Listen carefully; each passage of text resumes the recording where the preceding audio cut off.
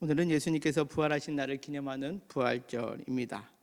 오늘 부활절을 맞이하여서 설교를 준비하는데 설교 제목을 부활되어야 할 부활신앙이라고 정해봤습니다. 부활신앙, 여러분들 우리에게 기독교 신앙을 갖고 있는 우리에게 부활신앙은 무엇일까요? 첫째는 2000년 전에 예수 그리스도께서 십자가의 고난을 당하시고 죽으셨다가 3일 만에 부활하시는 것을 우리는 믿습니다. 이것이 우리의 부활신앙입니다. 여러분들 예수님의 부활하심을 믿으십니까? 아멘. 그렇습니다. 우리는 그 부활하심을 믿기에 오늘도 이렇게 예배를 드리고, 혹여나 이곳에 부활을 믿지 않는 분들이 계시다면 아마 이 시간이 참 곤욕스러울 것 같습니다. 그러나 우리 모두는 예수 그리스도의 부활하심을 믿기에 그 부활의 신앙으로 오늘 함께 부활절 예배를 드리고 있습니다. 또 하나의 부활 신앙을 이야기한다면, 훗날 우리가 이 땅에서의 생을 마감하고 예수 그리스도께서 이 땅에 다시 오시고 재림의 약속을 이루어 주실 때에 무덤 속에 잠자던 우리 모두가 그때에 예수 그리스도의 재림과 더불어 우리가 부활할 것을 믿는 것, 이것이 우리의 부활의 신앙입니다. 2000년 전에 예수 그리스도께서 부활하시고 또 훗날 우리가 예수 그리스도를 믿음으로 말미암아 우리 또한 부활할 것을 우리가 소망하는 것, 이것이 우리 기독교인의 부활 신앙입니다. 그렇다면 오늘을 살아가는 우리가 2000년 전에 예수 그리스도의 부활을 믿고 또 앞으로 미래에 예수 그리스도로 말미암아 우리도 부활할 것을 믿는다면, 오늘을 살아가는 지금 나에게 부활 신앙이라는 무엇인지 여러분들 어떻습니까? 우리가 예수 그리스도의 부활을 믿습니다 라고 그렇게 고백을 했지만, 실상 그 예수 그리스도의 부활의 신앙의 고백을 외부에, 교회에 다니지 않는 사람들에게 여러분들 전할 수 있습니까? 우리가 쉽게 전하지 못한다라는 겁니다. 왜 그렇습니까? 기독교 신앙은 나에게 부활의 신앙이다 라고 하지만 정작 이 부활의 신앙을 다른 사람들에게 전하기 어려운 게 오늘날 우리 기독교인의 부활의 신앙의 현 주소다라는 겁니다. 그러기에 오늘 설교 제목이 우리가 부활 신앙을 갖고 있다면 그 부활 신앙이 다시 부활해야 된다라는 의미로 오늘 부활되어야 할 부활 신앙이라는 제목으로 함께 말씀을 나누고자 합니다. 오늘 우리는 부활장이라고 일컫는 고린도전서 15장에 있는 말씀을 함께 봉독했습니다. 12절은 이렇게 말씀합니다. 그리스도께서 죽은 자 가운데서 다시 살아나셨다 전파되었거늘 너희 중에서 어떤 사람들은 어찌하여 죽은 자 가운데서 부활이 없다 하느냐. 만일 죽은 자의 부활이 없으면 그리스도도 다시 살아나지 못하셨으리라 라고 그렇게 말씀합니다. 자, 오늘 우리가 고린도전서 15장 13절의 말씀을 보면 죽은 자의 부활이 없으면 그리스도도 다시 살아나지 못한다라고 설명하고 있습니다. 우리가 부활절을 맞이하여 조금 전에 우리가 고백했던 부활의 신앙과는 좀 다른 내용이 오늘 13절에 기록되어 있습니다. 우리는 예수님께서 먼저 부활하셨고 또 훗날 예수님께서 부활하셨기에 우리도 부활합니다 라고 그렇게 신앙의 고백을 갖고 있죠. 근데 오늘 13절의 내용을 잘 살펴보면 죽은 자의 부활이 없으면 그리스도의 다시 살아나심도 없다라는 거죠. 이 내용은 16절에도 이렇게 말씀합니다. 만일 죽은 자가 다시 살아나는 일이 없으면 그리스도도 다시 살아나신 일이 없었을 터이요 라고 그렇게 말씀합니다. 여러분들 예수 그리스도의 부활이 첫 번째입니까? 아니면 죽은 자의 부활이 첫 번째입니까? 우리는 지금까지 신앙의 고백은 예수 그리스도의 부활이 첫 번째입니다. 그래서 우리가 13절, 12절부터 말씀을 읽다 보면 이것이 썩 마음에 와닿지 않습니다. 그러다가 우리가 딱 마음에 드는 성경 구절이 나오죠. 그것이 20절입니다. 같이 읽겠습니다. 시작. 그러나 이제 그리스도께서 죽은 자 가운데 다시 살아나사 잠자는 자들의 첫 열매가 되셨도다. 아멘. 할렐루야 하십니까? 그렇죠. 우리가 이 말씀을 통해서 그치, 예수님이 죽은 자 가운데서 다시 살아나셔서 잠자는 자들의 첫 열매가 되셨습니다.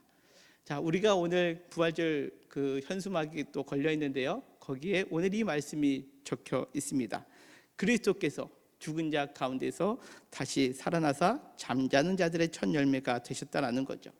그런데 그렇다면 오늘 이 고린도전서 15장에 있는 말씀은 왜 12절부터 19절까지 죽은 자, 이 죽은 자의 부활이 먼저인 것처럼 계속해서 그렇게 말씀하고 있을까요?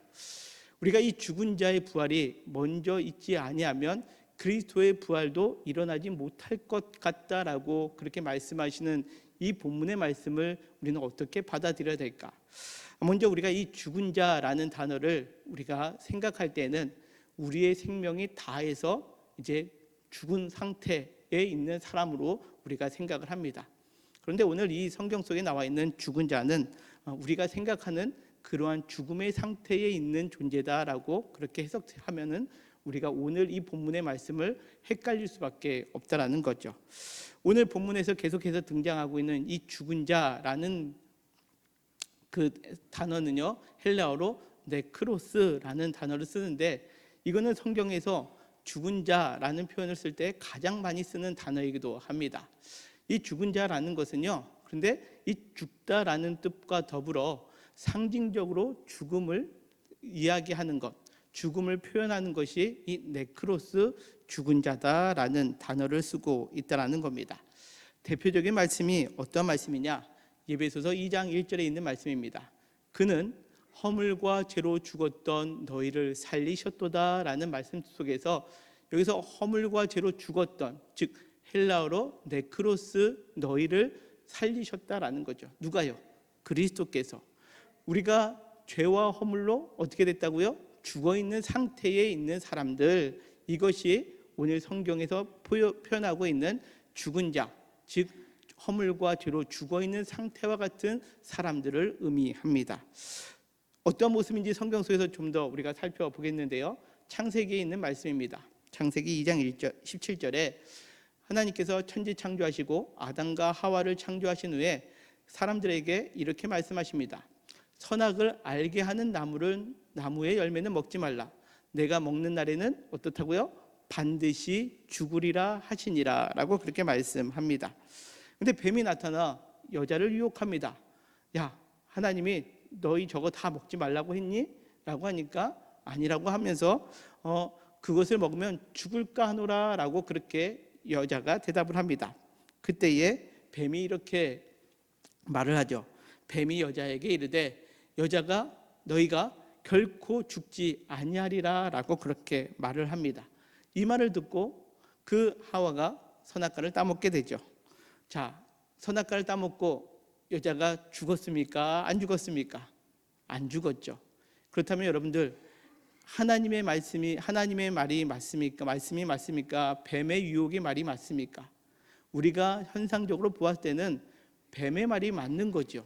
그러나 우리는 성경에서 이 뱀의 말이 맞다라고 이야기하지 않습니다. 왜냐하면 이 사람이 정령 죽으리라라고, 반드시 죽으리라라고 하셨던 하나님의 말씀이 우리가 조금 전에 살펴봤던 에베소서 2장 1절에 있는 말씀처럼 죄와 허물로 죽게 된 상태가 되었음을 의미하기 때문에 그렇습니다. 이 죽은 자가 무엇이냐? 예수 그리스도를 믿기 전에 우리의 실체의 모습을 말씀하고 있다는 거죠. 우리의 육체는 비록 몸으로는 살고 있지만 하나님과의 관계 속에서 허물과 죄로 인하여 하나님과 관계가 끊어진 상태, 즉 하나님과 관계가 끊어져서 하나님의 영원한 생명을 공급받지 못한 영적으로 죽어있는 존재, 이것이 오늘 고린도전서 15장 12절에 나와 있는, 계속해서 말씀하고 있는 죽은 자다라는 것을 우리는 기억해야 합니다. 그러기에 그러면 이 죽은 자의 부활이라는 단어가 또 등장을 하는데요, 그렇다면 이 죽은 자의 부활은 무엇을 의미할까요? 우리가 생각하는 것처럼 우리가 이 땅에서의 생명이 끝나고 난 다음에 일어나는 것, 다시 살아나는 것이 죽은 자의 부활이 아니다라는 거죠. 무엇을 의미할까요? 여기 부활이다라는 단어는요, 헬라어로 아나스타시스라는 단어를 쓰는데, 이거는 다시 스타시스, 일어나다, 일으킴을 받다라는 뜻입니다. 또 예수님께서 그리스도도 다시 살아나셨다라고 하는 이 헬라어는 에게이로라는 단어인데, 이거는 깨우다, 일으키다라는 그런 의미를 가지고 있습니다. 다시 말해 부활이 다시 살아났다라는 의미가 아니라 죽은 자, 우리가 허물과 죄로 우리가 거기에 허덕이는 사람을 부활, 다시금 일으켜 세웠다라는 것을 의미합니다. 우리가 죄와 허물로 허덕이던 인생이 다시 일으킴을 받지 못했다면 무엇이 없다고요? 그리스도께서 다시 살아난 일이 없다라고 그렇게 여겨지게 된다라는 것을 의미합니다. 따라서 죽은 자의 부활은 허물과 죄로 인하여 영혼이 죽어있는 상태에 있는데 거기서 우리가 일으킴을 받습니다. 스스로 일어나는 것이 아닙니다.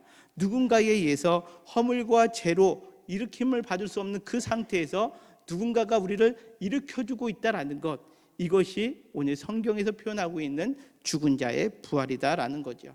그렇기 때문에 이 죽은 자의 부활을 우리가 이렇게 이해하고 정리하면서 12절 13절을 보면 어떻습니까?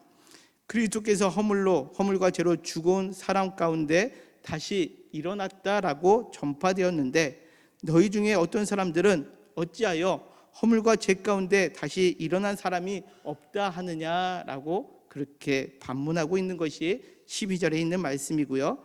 그 12절을 다시 한번 정리하면 이것입니다. 허물과 죄에서 다시 일어난 사람은 없다라고 사람들이 말한다라는 거죠. 오늘날로 쉽게 설명하면 예수 믿어도요, 어떻다고요? 사람의 죄성은 결코 변하지 않는다라는 거죠. 예수를 믿어도 허물과 죄 가운데 그 본성은 그대로 남아있다라는 것이 고린도전서에서 지금 바울이 말하고 있는 것 가운데 그 반대하고 있는 사람들의 그런 주장이었음을 우리는 기억해야 합니다. 여러분들의 생각은 어떻습니까? 사람은 변하나요? 안 변하나요? 안 변하는 것 같죠?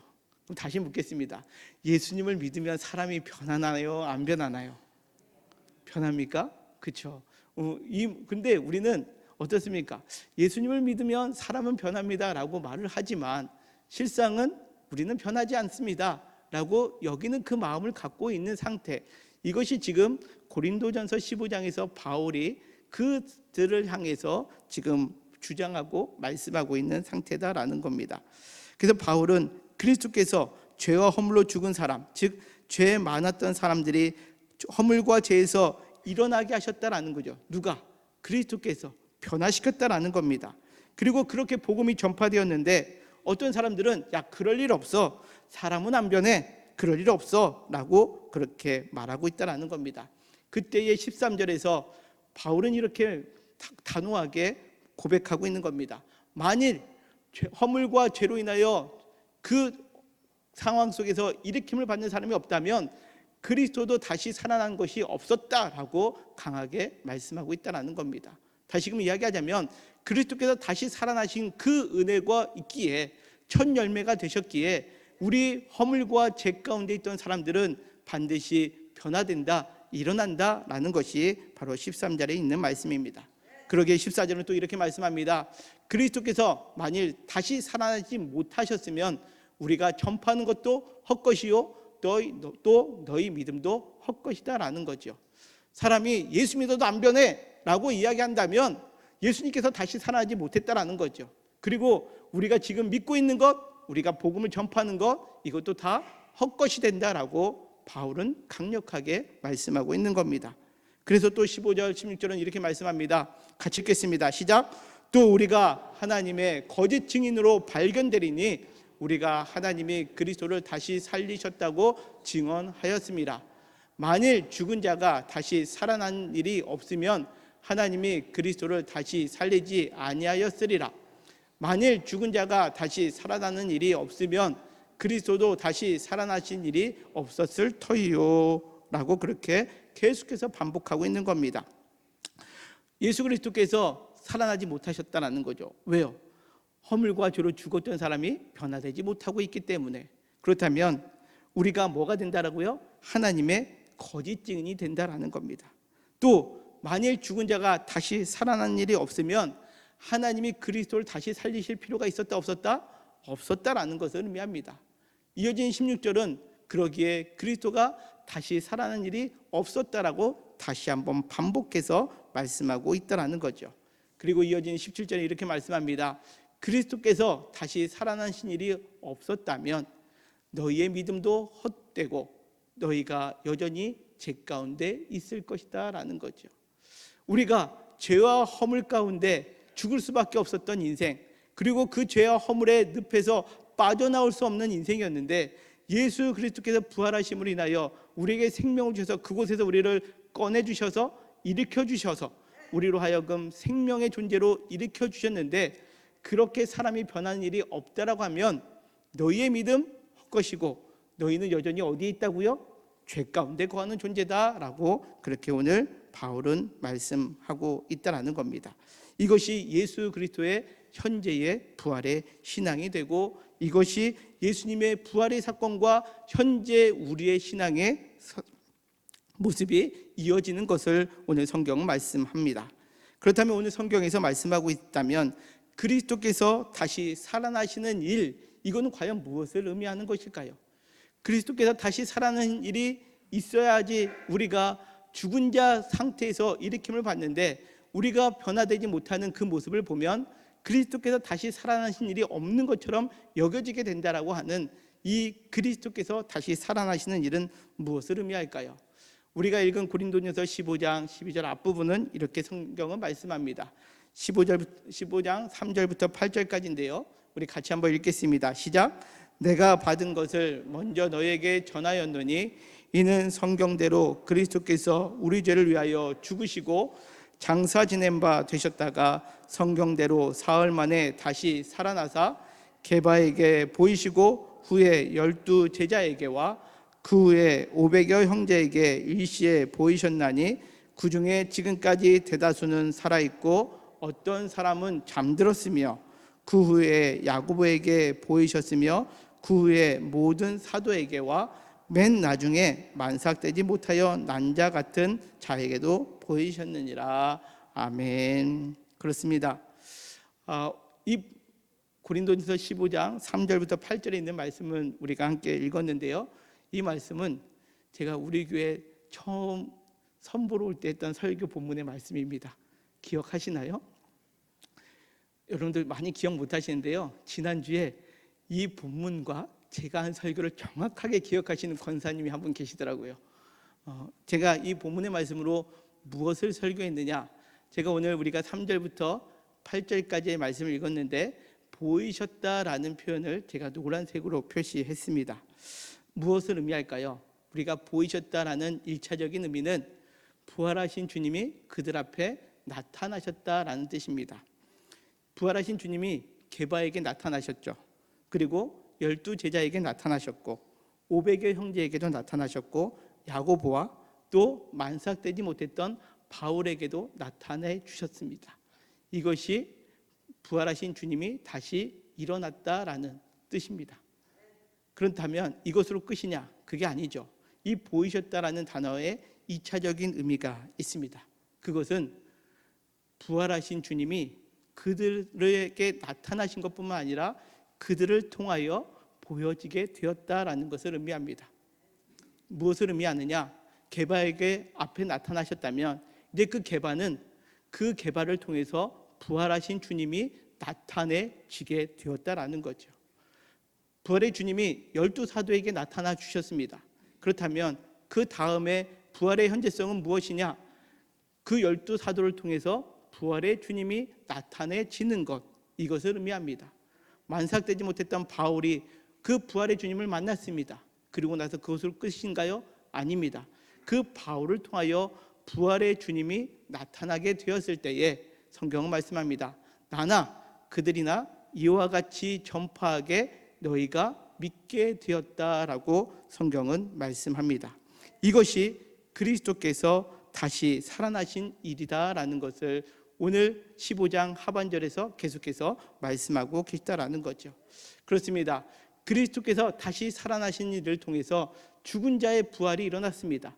우리가 허물과 죄로부터 다시 일으킴을 받게 되었는데 그 일으킴을 받게 되다 보니까 우리를 통하여 무엇이 나타난다고요?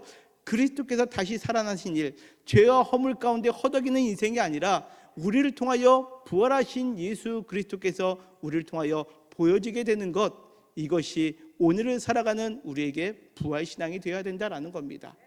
우리는 어떠한 신앙을 갖고 있습니까? 부활절을 맞이하여 예수 부활하셨습니다, 할렐루야 아멘 박수치고 이걸로 끝나는 부활절을 보내고 계시지는 않습니까? 이 부활절이 끝나고 난 다음에 또 1년 뒤에나 우리가 부활절을 맞이하면서 우리는 또 부활의 은혜를 기억하는 그러한 삶을 살아가고 있지는 않습니까? 오늘 우리에게 부활되어야 할 부활신앙은 바로 부활의 현재성입니다. 지금 나를 통하여 그리스도께서 다시 살아나셔서 나를 통하여 부활의 주님이 보여지게 되었을 때 나를 통하여 야, 죽은 자의 부활이 있구나, 죄와 허물로 죽었던 사람이 저렇게 변화될 수 있구나 라는 것을 우리에게 말씀하고 있는 것, 이것이 오늘 고린도전서 15장에 나와 있는 부활의 모습이다라는 거죠. 그러기에 바울은 20절에서 이렇게 고백하고 있는 겁니다. 그러나 이제 그리스도께서 죽은 자 가운데서 다시 살아나사 잠자는 자들의 첫 열매가 되셨도다라는 거죠. 우리가 변화될 수 있는 이유는 무엇입니까? 예수 그리스도께서 우리의 첫 열매가 되셨기 때문에 그렇습니다. 우리에게 첫 열매가 되셔서 우리를 통하여 그리스도께서 나타나는 일을 우리에게 허락해 주셨을 때에 우리는 변화되고 우리를 통해서 부활의 증인이 되게끔 하여 주신다. 이것이 우리가 부활하여야 할 부활 신앙이 됨을 여러분들 믿으시기를 바랍니다. 그렇습니다. 이제 우리는 부활을 맞이하면서 찬양대의 칸타타 은혜롭게 찬양 들었습니다. 또 우리는 오늘 예배를 마치고 기간별로 이 지역에 많은 이들에게 우리가 계란전을 전하며 부활을 이야기할 겁니다. 그곳으로 우리가 부활절을 보냈다라고 하는 것이 아닙니다. 이제는 우리의 삶 속에서 나를 통하여 부활의 주님이 나타내지도록, 그리하여 부활의 주님이 나를 통하여 다시 살아나는 일의 역사가 날마다 오늘날 이루어질 수 있도록 이 부활의 신앙을 이루어가기를 소망합니다. 그러기에 우리가 기억해야 될 것은 이거 세 가지입니다.